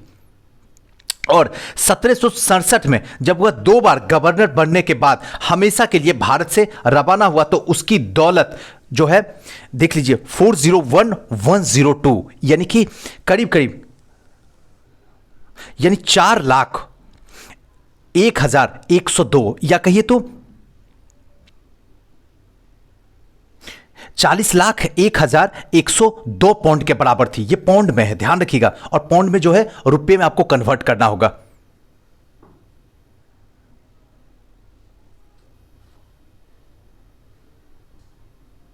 अब आते हैं, दिलचस्प बात यह है कि गवर्नर ने अपने दूसरे कार्यकाल में उसे कंपनी के भीतर जो फैले भ्रष्टाचार था उसको खत्म करने के लिए जो है दूसरे कार्यकाल के लिए क्या किया गया, उसे सौंपा गया था फिर से। लेकिन 1772 में, एकदम ध्यान से सुनिएगा, 1772 में ब्रिटिश संसद में उसे खुद भ्रष्टाचार के आरोप में अपनी सफाई देनी पड़ गई थी। दूसरी बार जो है उसको फिर से बनाया गया कि भ्रष्टाचार खत्म करने के लिए सौंपा गया था, लेकिन खुद ही भ्रष्टाचार में लिप्त पाया गया। सरकार ने उसकी अकूत संपत्ति के स्रोत जो है संदेशपद लग रहे थे और उसे भ्रष्टाचार आरोप में बरी तो कर दिया, लेकिन 1774 में, ध्यान रखिएगा, उसने आत्महत्या कर ली और 1702 साल के बाद जो है इसने आत्महत्या कर ली।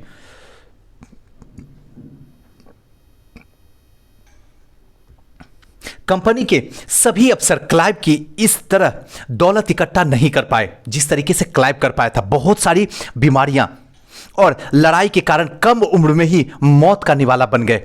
इसके अलावा उन सभी भ्रष्ट और बेईमान मानना भी सही नहीं होगा, उनमें से बहुत सारे अफसर जो थे वो साधारण परिवार से आए थे। उनकी सबसे बड़ी और अच्छा जो बस यही थी कि ये भारत में ठीक ठाक पैसा कमाए और ब्रिटेन लौटकर आराम की जिंदगी बसर करें। जो जीते जी धन दौलत लेकर वापस लौट गए, उन्होंने वहां आलीशान जीवन जिया। उन्हें वहां के लोग नवाब कहते थे और यह भारतीय शब्द नवाब का ही अंग्रेजी संस्करण बन गया था। उन्हें लोग अक्सर नए अमीर की सामाजिक हैसियत में रातों रात ऊपर आने वाले लोगों के रूप में देखने लगे और ये नाटक और कार्टून में उनका मजाक भी उड़ाया जाता था। कहने का मतलब धीरे धीरे जो भी नवाब बनते गए, जो भी अफसर आए अंग्रेज भारत, धीरे धीरे अकूट संपत्ति जो है दौलत जमा करना शुरू कर दिए। यहां तक कि इतनी दौलत ये लोग जमा कर लिए कि जब ये वापस अपनी दौलत लेकर जब ब्रिटेन गए तो वहां एक नए नवाब के रूप में उभरे, एक नए अमीर वर्ग के रूप में उभरना शुरू कर दिए थे और इनका मजाक भी उड़ाया जाता था कार्टून बनाकर। कंपनी की फैलता शासन, कंपनी का जो फैलता हुआ शासन है ये क्या है, इसको अब एक बार समझते हैं। यहां पे यदि हम 1757 और 1857 के बीच ईस्ट इंडिया कंपनी के द्वारा भारतीय राज्यों पर कब्जा की प्रक्रिया को देखें तो 1757 और 1857 यानी 100 साल के बीच में जो ईस्ट इंडिया कंपनी के द्वारा भारतीय राज्यों पर कब्जा किया गया उसकी प्रक्रिया को देखें तो कुछ महत्वपूर्ण बातें सामने आती है। कौन सी बातें सामने आती है? तो किसी अनजान इलाके में कंपनी ने सीधे सैनिक हमला प्रायः नहीं किया। उसने किसी भी भारतीय रियासतों को अधिग्रहण करने से पहले विभिन्न राजनीतिक, आर्थिक, कूटनीतिक साधनों का इस्तेमाल किया। डायरेक्ट नहीं करता था, जानता था किसी भी अनजान जगह पर सैनिक हमला करवा के उसे अपने कब्जे में लिया जा सकता था, लेकिन ऐसा नहीं करता था। सबसे पहले यह जानने की कोशिश करता था कि उस इलाके का राजनीति क्या है, उस इलाके का आर्थिक स्थिति क्या है, उस इलाके का कूटनीतिक साधन क्या है, उसका इस्तेमाल करता था। बक्सर की लड़ाई जब 1764 में हुई थी, ध्यान रखिएगा, बक्सर की लड़ाई 1764 में, और अगर आपसे पूछा जाए कि पलासी की लड़ाई कब हुई थी तो क्या बताइएगा? जरा कमेंट करके मुझे बताइए तो, ताकि मुझे पता चले आप यहां तक पढ़े हैं, यहां तक सुने हैं। पलासी का युद्ध कब हुआ था ये मुझे बता दीजिए आप। कंपनी ने भारतीय रियासतों में रेजिडेंट तैनात कर दिया और कंपनी की राजनीतिक और व्यावसायिक प्रतिनिधित्व होते थे। इनका काम क्या होता था कि कंपनी के हित की रक्षा करना और इन्हें आगे बढ़ाना। रेजिडेंट के माध्यम से कंपनी का अधिकार जो है भारतीय राज्यों के भीतर के मामले में दखल देने लग गए और अगला राजा कौन होगा इस पद पर उसको बिठाया जाएगा। इस तरीके की चीजें कंपनी के अफसर को तय करना चाहते थे। कई बार कंपनी की रियासतों पर सहायक संधि भी थोपी जाती थी और रियासतें में इस बंदोबस्त को मान लेती थी। उसे अपना स्वतंत्र सेनाएं रखने का अधिकार नहीं था और कंपनी इस तरीके की सुरक्षा मिलती थी। कहने का मतलब 1757 से 1857 के बीच में बहुत ऐसे राज्य हुए जिसको क्या है धीरे धीरे जो है इस पे कब्जा करना शुरू किया, चाहे उसकी राजनीतिक, आर्थिक, कूटनीतिक हो। जब बक्सर की लड़ाई 1764 में होती है तो कंपनी की रियासतें धीरे धीरे जो है रेजिडेंट में तैयार होना शुरू हो जाता है और इसी के माध्यम से अगला राजा कौन होगा, इस पद के लिए किसको बिठाया जाएगा, इस तरीके की चीजें कंपनी के अफसर को तय करना चाहते थे। इस तरीके से कि अगला राजा कौन होगा और इसके लिए जो है रियासतें में सहायक संधि भी थोप दी जो कि रियासतों की बंदोबस्त को मान लेती। सहायक संधि का मतलब एक तरीके से आपसे हम संधि कर लिए, अब हम आपसे कोलैबोरेशन कर लिए है कि एक काम कीजिए, आप मेरे साथ पढ़िए और आपको जो है 1 साल तक हमारे चैनल से जुड़ के रहना होगा। ये कोलैबोरेशन कर लिया, आप चाह के भी आप इससे बाहर नहीं निकल सकते हैं और अगर बाहर निकलिएगा तो इसको सजा मिलेगी, इसका जुर्माना आपको देना पड़ेगा। तो मजबूरी है कि आप हमारे साथ बंध के रहिएगा। सेम कंडीशन यहां भी होती थी सहायक संधि में। उसे क्या करता था, अपने तरीके से एक प्रोमिस, एक अपने संधि बना लेता था और उसी संधि के अनुरूप उसे काम करता था। अब आते हैं सहायक सेना। सहायक सेना के रखरखाव के लिए कंपनी को पैसा देती थी। अगर भारतीय शासक रकम अदा करने में चूक जाते थे तो जुर्माना के तौर पर उसके इलाका में कंपनी अपने कब्जे में ले लेती थी। उदाहरण के लिए जब रिचर्ड वेलेस्ली गवर्नर जनरल 1798 से 1805 में, वेलेस्ली 1798 से 1805 में था, तो उस समय अवध का नवाब 1801 में अपना आधा इलाका कंपनी को सौंपने के लिए मजबूर किया गया था। और इसी टाइम में अवध का इलाका जो था, आधा इलाका मजबूर कर दिया गया था कि कंपनी को सौंपा जाए, यानी उत्तर प्रदेश वाला क्षेत्र। सहायक सेना के लिए पैसा अदा करने के लिए चूक गए थे। इस आधार पर हैदराबाद के भी कई इलाके जो है छीन लिए गए थे। अब थोड़ा सा रेजिमेंट जो है, रेजिडेंट की ताकत क्या होती थी इसको समझते हैं। कंपनी के द्वारा नियुक्त किए गए रेजिडेंट के बारे में स्कॉटलैंड के प्रसिद्ध अर्थशास्त्री, राजनीतिक दार्शनिक जेम्स मिल ने यह कहा था। आपको पहले भी बता चुका, जेम्स मिल यह कहता, दरअसल रेजिडेंट रियासतों का राजा होता है। हम उसे हस्तक्षेप की मन चाही जो है निषेधाज्ञा की तहत जो है काम करने की छूट देते हैं। जब तक स्थानीय राजा पूरी तरीके से अधीनस्थ रहता है और रेजिडेंट यानी कि ब्रिटिश सरकार के माफिक जो है काम करता है, तो चीजें आराम से चलती रहती है। शासन के कामों में रेजिडेंट की दखलंदाजी के बिना सब कुछ चल जाता है। जब भी कुछ अलग तरीके की घटना घटता है, जब भी राजा कोई ऐसे रास्ता अपनाता है जिसे ब्रिटिश सरकार गलत मानती है, टकराव या उथल पुथल पैदा हो जाती थी। चलिए अब यहां पे देखते हैं अपने बेटे और ब्रिटिश रेजिमेंट के साथ जो है नवाब सिराजुद्दौला टीली केटल के द्वारा बनाया गया चित्र है। अपने बेटे के साथ में है नवाब सिराजुद्दौला। बक्सर की लड़ाई के बाद, ध्यान रखिएगा, सिराजुद्दौला है ये जो कि अवध के नवाब थे। बक्सर की लड़ाई के बाद हुई संधियों के फलस्वरूप नवाब सिराजुद्दौला को ज्यादातर अधिकार छीन लिए गए थे, लेकिन वहां वह रेजिडेंट के सामने अपने चिर परिचित शाही शान शौकत के साथ दिखाई दे रहे हैं। अब आते हैं शेरे मैसूर के बारे में, टीपू सुल्तान के बारे में पढ़ते हैं। थोड़ा सा टीपू को जानते हैं क्या है। जब कंपनी अपनी राजनीतिक और आर्थिक हितों के लिए खतरा दिखाई दिया, तो कंपनी के प्रत्यक्ष सैनिक टकराव का रास्ता भी अपनाया। दक्षिण भारत के राज्य मैसूर में उदाहरण में यह बात समझ में आसानी से आ जाएगी। हैदर अली जो कि टीपू सुल्तान के क्या थे, पिता थे। शासनकाल 1761 से 1782 रहे। कई बार क्वेश्चन पूछा गया है, ध्यान रखिएगा। उनके विख्यात पुत्र टीपू सुल्तान का शासनकाल जो है 1782 से 1799 तक रहा, याद रखिएगा। जैसे शक्तिशाली शासक ने के नेतृत्व में मैसूर काफी ताकतवर हो चुका था। मालाबार तट पर होने वाले व्यापार मैसूर की रियासतों को नियंत्रण में था। जहां कंपनी काली मिर्च इलायची खरीदती थी, 1785 में टीपू सुल्तान अपनी रियासतों में पड़ने वाले बंदरगाह से चंदन की लकड़ी, काली मिर्च, इलायची जो है निर्यात रोक दिया गया था। और इस तरीके का जो निर्यात हो रहा था उसको रोक दिया गया था। जो जा रहा था, एक आयात मतलब हुआ आना और निर्यात में हुआ जाना, जो भी जा रहा था दूसरे देश उसको रोक दिया गया। सुल्तान ने स्थानीय सौदागर को भी कंपनी के साथ कारोबार करने से रोक दिया गया। स्थानीय जो सौदागर थे उनको बता दिया गया कि कंपनी के साथ आप कोई भी सौदा नहीं करेंगे। टीपू सुल्तान ने भारत में रहने वाले फ्रांसीसी व्यापारियों को घनिष्ठ संबंध विकसित किए और उनकी मदद से अपनी सेना के आधुनिकीकरण किया। और जो भी फ्रांसीसी व्यापारी थे उसके साथ में घनिष्ठ संबंध जो है टीपू सुल्तान किया, और साथ साथ में उनकी मदद से जो है अपनी सैनिक का आधुनिकीकरण भी किया। चलिए, सुल्तान ने इन कदमों से अंग्रेज आग बबूला हो गए, और सुल्तान जब रोक दिया निर्यात तो आग बबूला होना शुरू हो गए। उन्होंने हैदर अली और टीपू सुल्तान बहुत महत्वाकांक्षी, घमंडी और खतरनाक दिखाई देते थे। उन्हें जो है हैदर अली और टीपू सुल्तान जो है घमंडी, खतरनाक दिखाई पड़ते थे। अंग्रेजों को लगता था कि ऐसा राजाओं को नियंत्रित करना, कुचलना जरूरी है। अंग्रेज को ऐसा लगता था। फलस्वरूप मैसूर के साथ अंग्रेजों ने 4 बार जंग की। ध्यान रखिएगा, मैसूर के साथ अंग्रेजों को 4 बार युद्ध हुआ। एक 1767 में, 1780 में, 1790 में और 1799 में। श्रीरंगपट्टनम की आखिरी जंग कंपनी को सफलता मिल गई। उसके बाद आखिरी जंग जो हुई थी उस श्रीरंगपट्टनम की, जिसमें इसकी सफलता मिल गई। अपनी राजधानी की रक्षा करते हुए टीपू सुल्तान मारे गए और मैसूर के राजकाज पुराने वोडियार राजवंश के हाथों में सौंप दिया गया। इसके साथ ही मैसूर पर भी सहायक संधि थोप दी गई। जैसे टीपू सुल्तान मरे उसके बाद जो है यहां श्रीरंगपट्टनम की संधि हुई, उसके बाद यहां भी जो है क्या कर दिया गया, तो ध्यान रखिएगा यहां भी सहायक संधि थोप दिया गया। चलिए थोड़ा सा ये कहानी को देख लेते क्या है। राजाओं की छवि अक्सर जनश्रुतियों की भी बनती है। प्रचलित किस्सों में एक ताकत का खूब यशगान जो है किया जाता है। 1782 में मैसूर का राजा टीपू सुल्तान के बारे में कहा जाता है कि एक बार वे अपने फ्रांसीसी दोस्त के साथ जंगल में शिकार खेलने गए। वहां एक शेर उनके सामने आ गया, उनकी बंदूक को मौके के साथ नहीं दिया और कटार पर जमीन गिर गई। फिर भी टीपू ने निहत्थे शेर का जो है मुकाबला किया और आखिरकार कटार उठा ली और अंत में शेर को मार गिराया।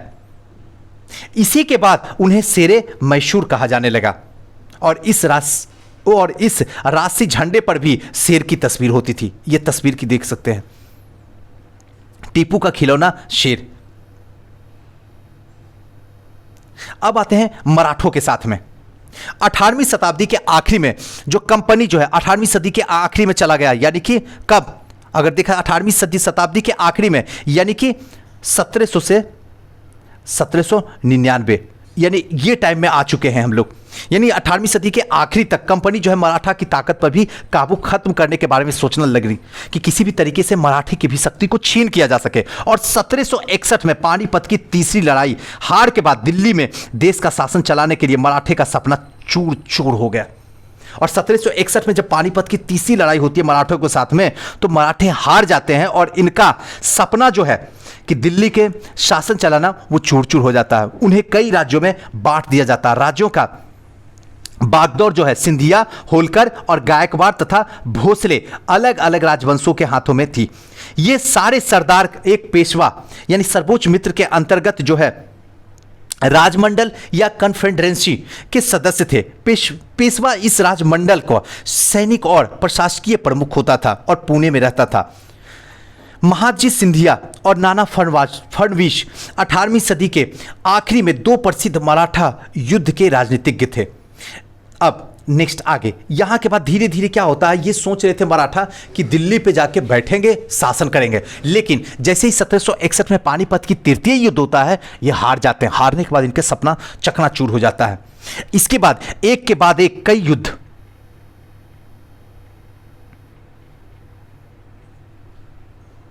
एक के बाद एक कई युद्धों ने कंपनी के मराठे को घुटने टेकने पर मजबूर कर दिया।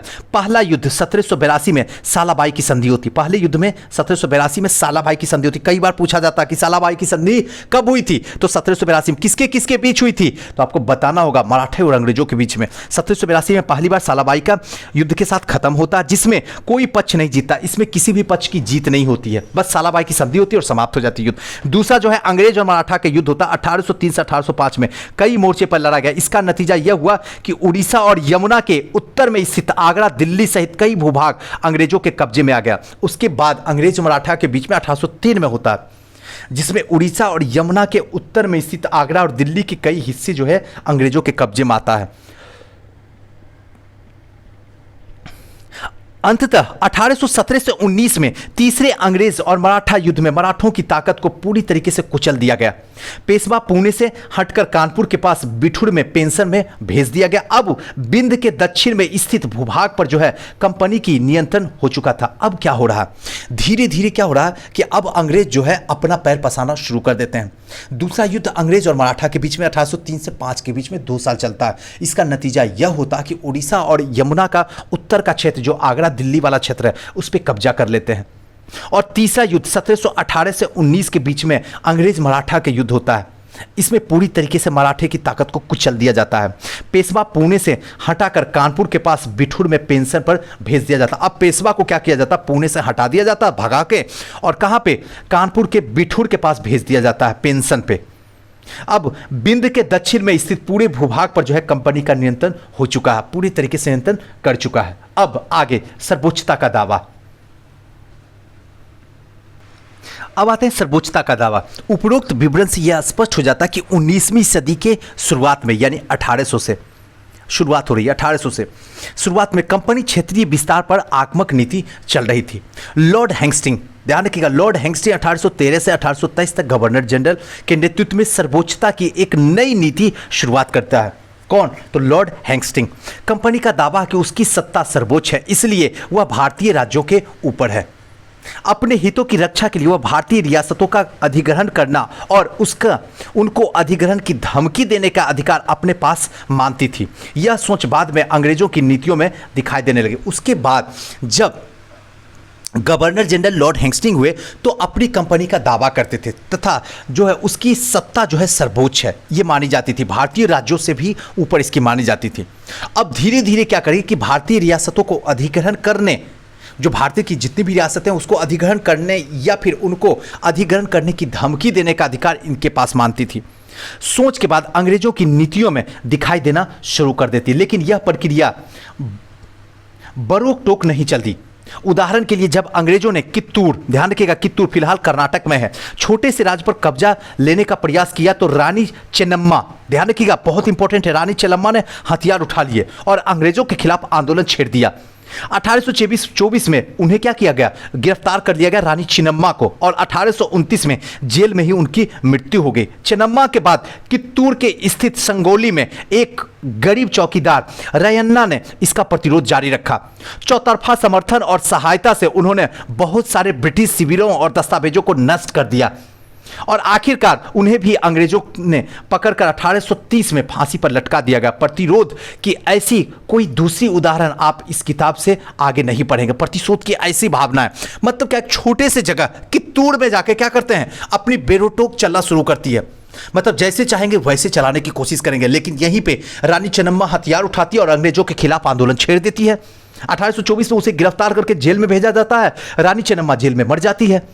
चेन्नम्मा के बाद कित्तूर में ही स्थित संगोली के एक गरीब किसान चौकीदार जो है रयन्ना इस प्रतिरोध को जारी रखता है और चौतरफा समर्थन सहायता होने के बावजूद भी बहुत सारे ब्रिटिश शिविरों को, दस्तावेज को नष्ट कर दिया जाता है।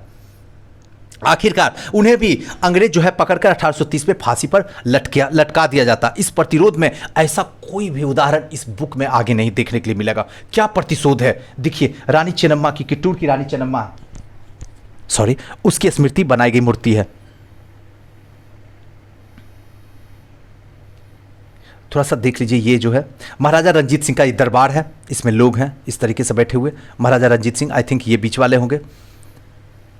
चलिए थोड़ा छोटा थोड़ा बड़ा कर देते ताकि आपको दिखने में आसानी हो जाए।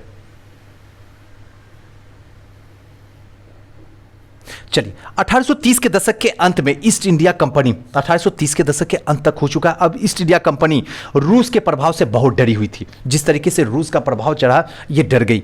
कंपनी को भय था कहीं रूस का प्रभाव पूरे एशिया में फैलाकर उत्तर पश्चिम में भारत को भी अपनी चपेट में ना ले ले।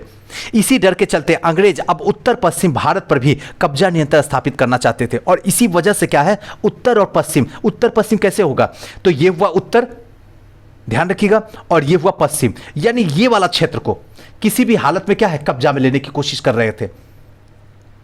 क्योंकि जिस तरीके से रूस आगे बढ़ रहा था उन्हें डर सताए जा रहा था। अब उन्होंने 1838 से 1842 में के बीच अफगानिस्तान के साथ एक लंबी लड़ाई लड़ी, 1838 से 42 के बीच में, यानी कि टोटल अगर देखा जाए तो 4 साल वहां प्रत्यक्ष कंपनी का शासन स्थापित कर लिया गया। 1843 में संधि भी कब्जे में आ गया। सिंध जो है इस समय में 1843 तक जो है, 1842 तक तो अफगानिस्तान से लड़ा गया, 1843 में सिंध भी कब्जे में आ गया।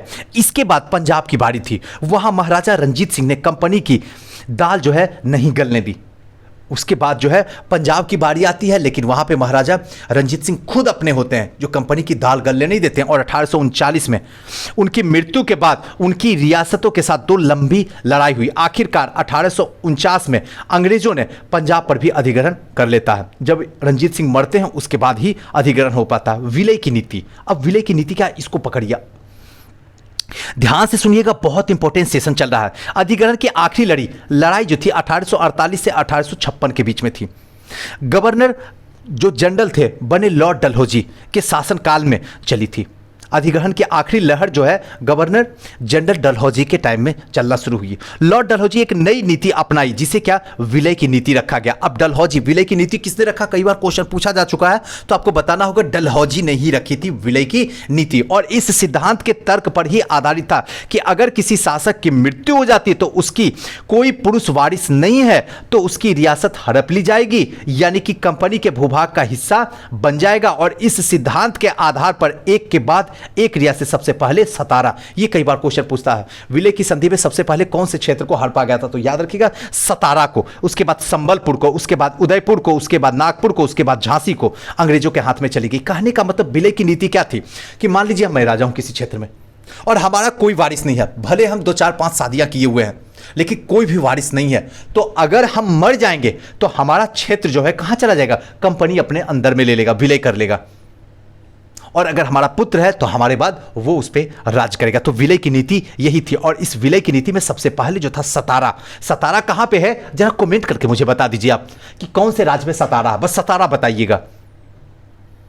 आखिरकार 1856 में कंपनी ने अवध को भी नियंत्रण में ले लिया। और 1856 आते आते क्या किया कंपनी ने? अवध अभी के टाइम में उत्तर प्रदेश वाला क्षेत्र जो है, अवध को भी अपने नियंत्रण में ले लिया। इसके बाद अंग्रेज एक नया तर्क दिया। उन्होंने कहा कि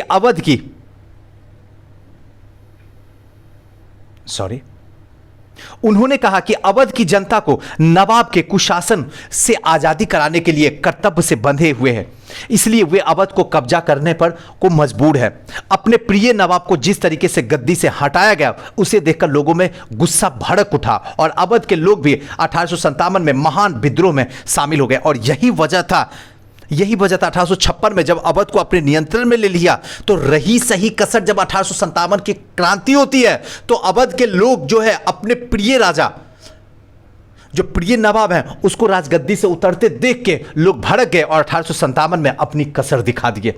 अब आगे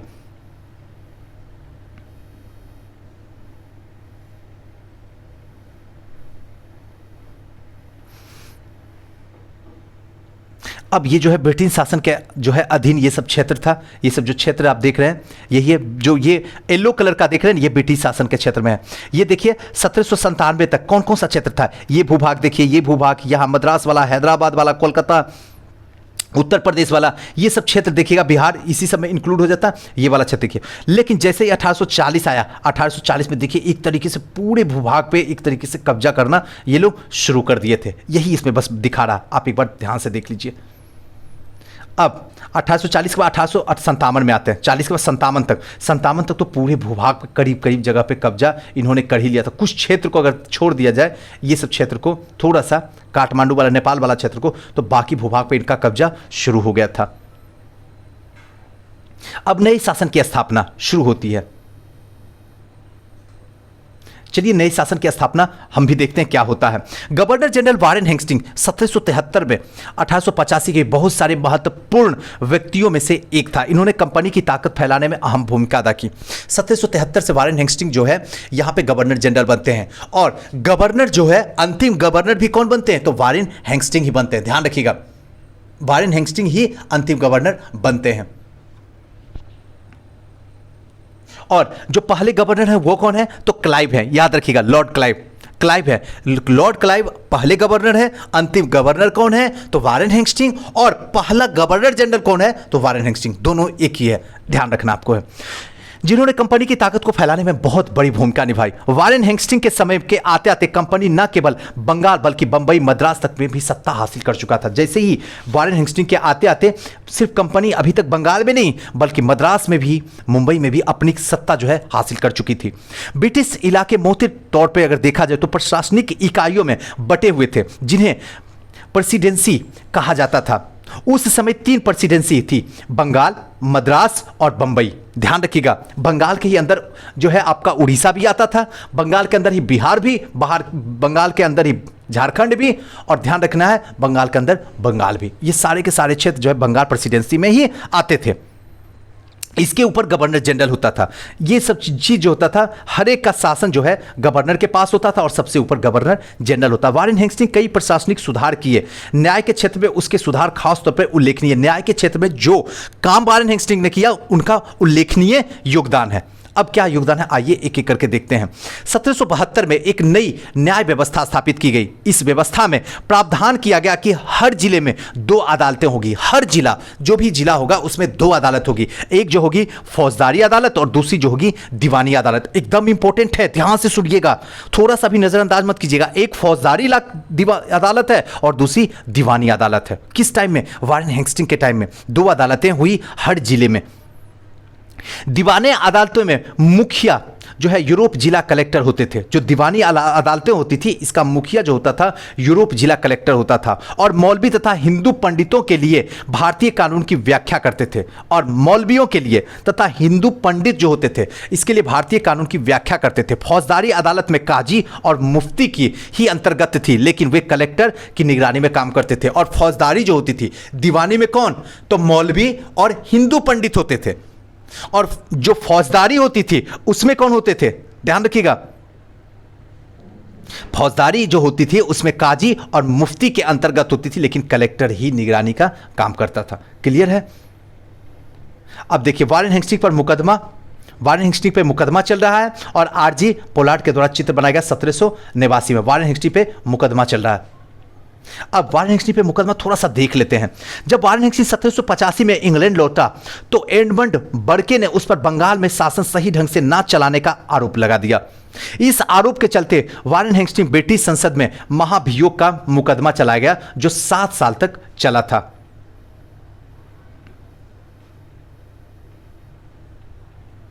चलिए, एक बड़ी समस्या यह थी कि ब्राह्मण पंडित धर्मशास्त्र की अलग अलग शाखाओं के हिसाब से स्थानीय कानून को अलग अलग व्याख्या कर देते थे।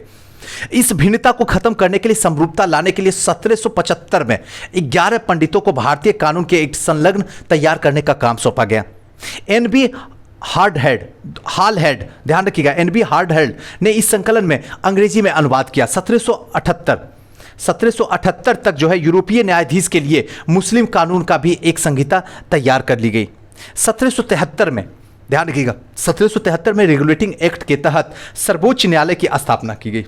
अब 1773 का रेगुलेटिंग एक्ट आ जाता है, अब इसमें है सर्वोच्च न्यायालय की स्थापना शुरू हो जाती है।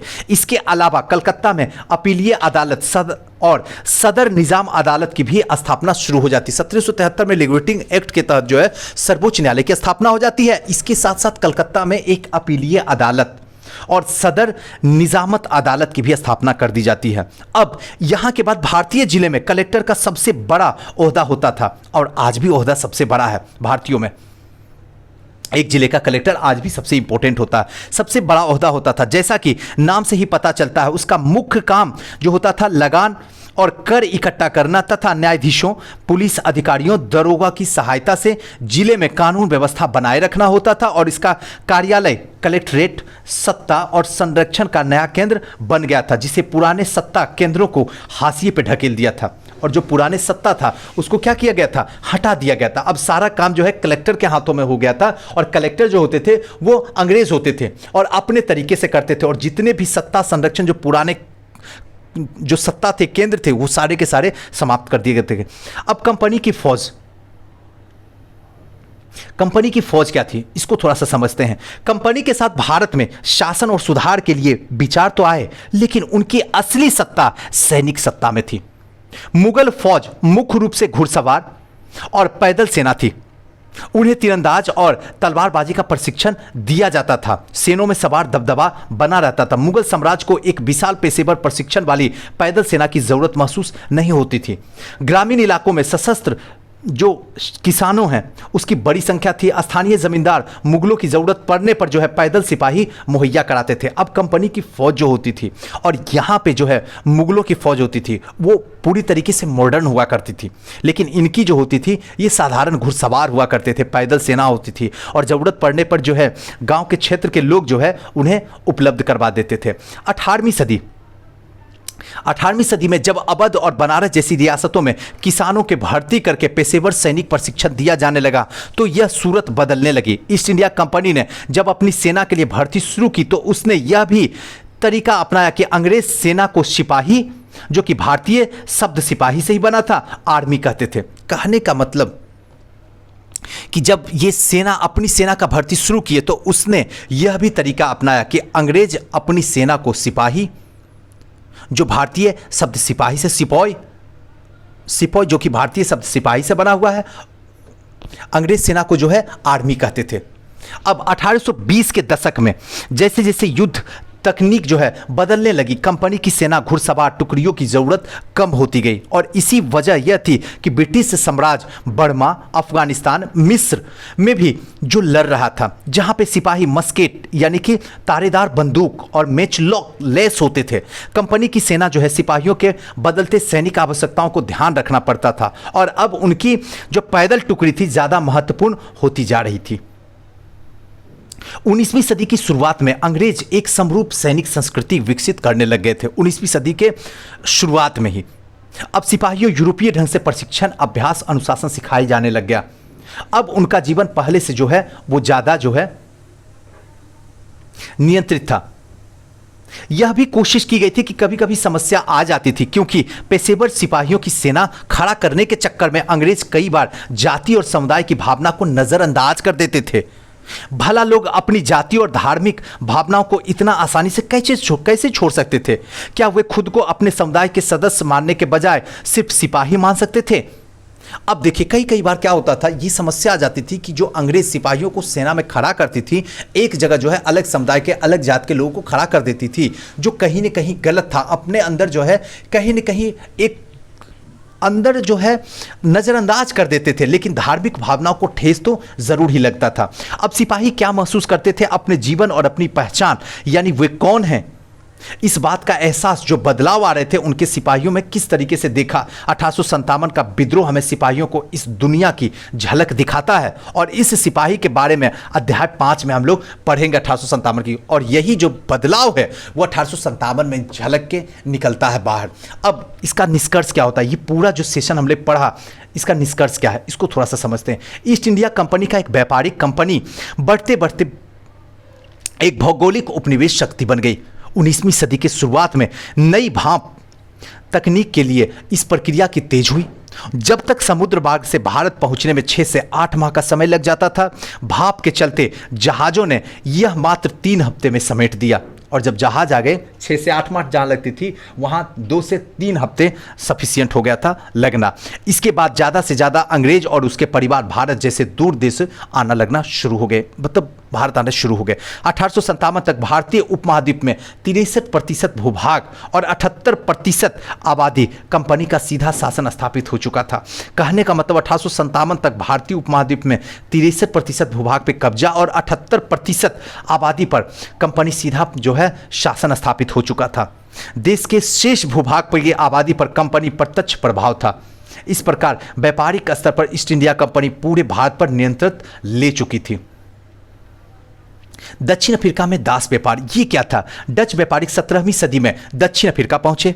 जल्द ही दास व्यापार शुरू हो गया। लोगों को बंधक बनाकर, जंजीरों से बांधकर दास बाजार में बेचे जाने लग गया। यही दास प्रथा था, लोगों को बंधक बना के दास बाजार में बेचना शुरू कर दिया गया था।